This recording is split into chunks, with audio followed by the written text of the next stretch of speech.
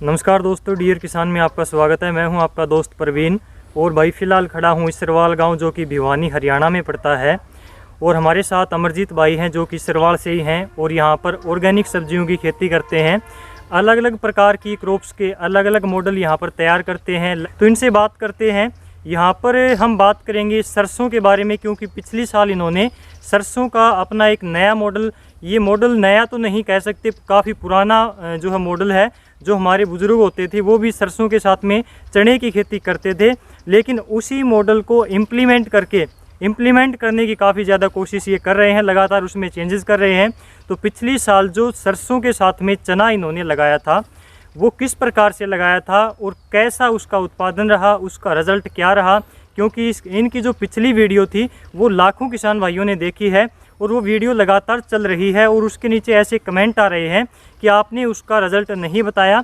तो उसका क्या रिज़ल्ट रहा, इसके बारे में हम बात करेंगे, क्योंकि सरसों की और चने की बिजाई का ये बिल्कुल सही समय है। तो आज के इस वीडियो में इनसे यही बातें हम जानने की कोशिश करेंगे। भाई साहब, आपका स्वागत है डियर किसान पर।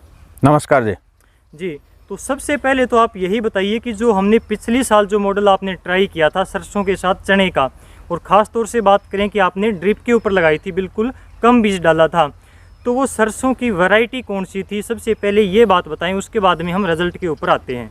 वो वैरायटी देसी थी जी, जो हमारी जो परंपरागत चलती आ रही है वही वैरायटी थी जी। ठीक है, तो वो वैरायटी आपने सिलेक्ट कहाँ से करी, मतलब किसी दूसरे के खेत से या फिर नहीं, अपने खुद के खेत में हमने जो अच्छे बूटे थे जिसका हमने बीज निकाला उसमें 550 ग्राम बीज एक पौधे से निकला था, उसका बीज हमने सेलेक्ट करके वो बिजाई किया था। मतलब आपके खेत में कुछ पौधे थे जो कि आपके पूरे एरिया में जब से सबसे टॉप प्लांट जो थे, ज़्यादा फलियाँ थी, ज़्यादा अच्छे आपको लगे, ज़्यादा अच्छी क्वालिटी के पौधे थे, उनको आपने अलग से निकाल लिया। हाँ जी, उसका बीज आपने तैयार किया। तो 1 एकड़ में आपने कितने, मतलब बीज की मात्रा की यदि बात करें तो कितना बीज 1 एकड़ में आपने डाला? 1 एकड़ में 100 ग्राम बीज लगा था जी। वो ड्रिप पे बिजाई की थी, जिसमें लाइन से लाइन की दूरी हमारी 4 फीट थी, पौधे से पौधे की दूरी 1.5 फीट थी। 1.5 फीट थी। आपने किसी मशीन से उसकी बिजाई करी या फिर मतलब जो आपने बीज लगाया उसकी टेक्निक क्या रही, ये भी थोड़ा बताइए। बीज हमने हाथ से लगाया था जी। जहाँ पे ड्रिप पे प्रत्येक बूंद गिरती है वहाँ पे हमने एक नुकीली कील लेके थोड़ा गड्ढा किया और उसमें 2 बीज डाल दिए और बूर दिया। और साथ में हमने प्रत्येक जहाँ भी सरसों लगाई थी उसके पास में 2 चने के बीज लगाए थे, दाएं बाएं। मतलब कितने गैप के ऊपर आपने बीज लगाए थे चने के? चने के बीज हमने लगाए थे जी 6-7 इंच की दूरी पे। ठीक है। चने की वैरायटी की बात करें तो ये वैरायटी चने की कौन सी थी? चने की बीज वैरायटी का हमें कोई पता नहीं है। जो हमारे घर पे बीज था, जो हमने कभी अपने पड़ोसी किसान से लिया था दाल के लिए, उसी में से लेके 5 किलो बीज हमने लगा दिया था। मतलब हाइब्रिड का या फिर इसी प्रकार का कोई चक्कर नहीं था, आपने खुद ही बीज सिलेक्ट किया है देसी? हाँ जी। ठीक है। तो सरसों आपने जो लगाई उसके नीचे आपने कौन सी स्टार्टिंग में खाद दी और बाद में कौन कौन सी आपने खाद दी, इसके ऊपर और थोड़ी बात बताइए। सरसों के अंदर पिछली बार हमने 10 किलो DAP, 10 किलो पोटास और 3 किलो सल्फर दिया था एक एकड़ में। आपने किस प्रकार, मतलब ड्रिप में ये चलाया था या फिर ऊपर से कैसे आपने दिया? ड्रिप से चलाया था जी। ड्रिप से पानी के साथ? हाँ, पानी के साथ चलाया था। ठीक है भाई, आप ज़मीन भी जो है देख सकते हो, काफ़ी मतलब ये हल्की ज़मीन ही हम इसको बोलेंगे, क्योंकि बालू रेत है, टिब्बे की ज़मीन है। इसके ऊपर यदि बात करें, ये सब करने के बाद में उस सरसों ने कितना उत्पादन दिया, कितना प्रोडक्शन उसका हुआ 1 एकड़ की यदि बात करें तो? वो 1.5 एकड़ में थी जी सरसों। 1.5 एकड़ में 31 मन सरसों बनी थी और उसमें 5 मन चने बने थे, 2 बोरी। तो इसमें 2 बोरी की यदि हम बात करें, 2 क्विंटल यहाँ पर चने की पैदावार हुई सरसों के साथ में, जो कि एक्स्ट्रा बेनिफिट था। और यदि सरसों की बात करें तो 31 मन 1.5 एकड़ में हुई, और 1 मन जो होता है वो 40 किलोग्राम का होता है। बहुत से किसान ऐसे हैं जो मन के बारे में नहीं जानते कि 1 मन में कितने किलोग्राम होते हैं। तो 1 मन में 40 किलोग्राम आपके होते हैं। तो ये प्रोडक्शन दिया। तो 1 एकड़ की यदि एवरेज निकालें तो कितनी बैठी आपकी? 1 एकड़ की एवरेज निकालें तो हमारी 22 मन सरसों निकल गई। दाना उसका मोटा रहा जी।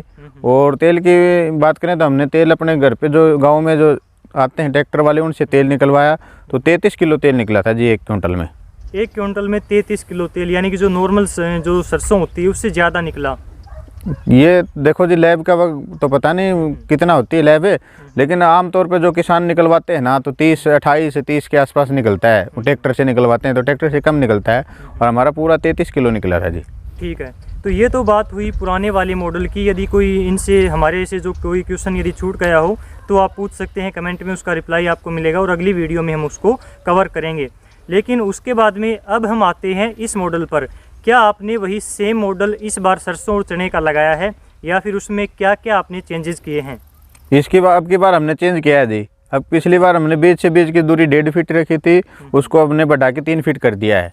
और सरसों की जो लाइन से लाइन की दूरी है वो हमारी अब की बार 12 फीट है, जबकि इसमें क्या कर रहे हैं 12 फीट के हम बीच में 4 लाइन चने की दे रहे हैं। तो इसमें हमें उम्मीद है कि हमारा चना भी बनेगा। ठीक है, आपने सरसों का गैप भी बढ़ा दिया और चने की जो दूरी थी या फिर जो क्वांटिटी थी वो भी मात्रा आपने बढ़ा दी, चने के बीज इसमें ज़्यादा लगाए हैं। हाँ जी, 4 गुना बढ़ा दिए जी चना। देखिए चने का बीज हमने पिछली बार 6 इंच रखा था, उसमें ज़्यादा नमी होने के कारण उसकी हाइट ज़्यादा हो गई थी। अब की बार उसकी हमने दूरी बढ़ा के 1 फीट कर दी है ड्रिप से। तो ड्रिप की जो है ना नमी 1 फीट तक आराम से चली जाती है, हल्की नमी, और चने को हल्की नमी रहती है। चने की बिजाई भी थोड़ी गहरी की हमने 4-5 इंच गहरा बीजा अब की बार। बिल्कुल। और इसका एक प्लस पॉइंट ये रहता है कि चने जितने मतलब ज़्यादा दूरी पर हैं तो उसकी जड़ों का विकास उतना ही ज़्यादा होगा, क्योंकि नमी थोड़ी दूर से उनको मिलेगी। तो इसके बाद में यदि बात करें बीमारियों की, जैसे सरसों में तना गलन की समस्या होती है, लास्ट में जाकर बहुत ज़्यादा आती है। सरसों के पौधे पकावे के टाइम पर मतलब जो हार्वेस्टिंग होती है उससे थोड़े टाइम पहले सूख जाते हैं।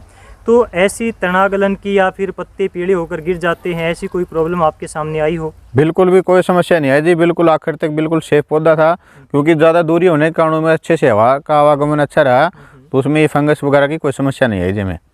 ठीक है, तो ये हमने खाद, पानी, मिट्टी और वैरायटी के बारे में बात करी, लेकिन आप कोई भी वैरायटी इस प्रकार से ट्राई कर सकते हैं, कामयाब हो जाएगी। और यदि आप इनसे यदि देसी वैरायटी लेना चाहें तो ये बीज भी आपको उपलब्ध करवा सकते हैं, क्योंकि इन्होंने पिछली बार जो लगाया था वो इनके पास स्टॉक बचा हुआ है। तो थोड़ा आप ये बताइए कि क्या कुछ आपके पास कितना बीज है और कैसे आप दे सकते हैं फार्मर को? बीज हमारे पास 6 क्विंटल के आसपास बीज रखा हुआ है अभी भी, और उसमें से 6 क्विंटल का हमने तेल निकलवा लिया था। ठीक है, कोई किसान भाई आपसे बीज लेना चाहे तो क्या कुछ उसका मतलब प्रोसेसर रहता है, कैसे आप भेजते हैं फार्मर को? जो दूर का किसान होता है उसको हम डाक द्वारा भेज देते हैं, क्योंकि हम सिर्फ 100 ग्राम के बीज एक ही कहते हैं कि किसान को 100 ग्राम बीज लगेगा एक एकड़ में, तो 100 ग्राम भेजना कोई बड़ी मुश्किल नहीं है, और आसपास के किसान भाई आ जाते हैं अपने यहाँ पे लेके जाते हैं बीज। ठीक है, तो ये काफ़ी अच्छी बात है। जो दूर के फार्मर हैं उनको भी ये बीज पहुंचाते हैं कुरियर के द्वारा, यदि कोई देसी ही बीज लगाना चाहे तो। बाकी आप कोई भी वैरायटी इस प्रकार से ट्राई कर सकते हैं। तो दोस्तों आज की इस वीडियो में बस इतना ही। हमें यही जानकारी एक इनसे लेनी थी कि वो मॉडल जो था वो कितना कारगर रहा और इसमें किस प्रकार से इन्होंने चेंज किया है, बदलाव किए हैं, इन्हीं सभी बातों के ऊपर आज हमने बात की। तो किसान भाई आपका बहुत बहुत धन्यवाद, और आपका भी इस चैनल को, इस वीडियो को देखने के लिए बहुत बहुत धन्यवाद।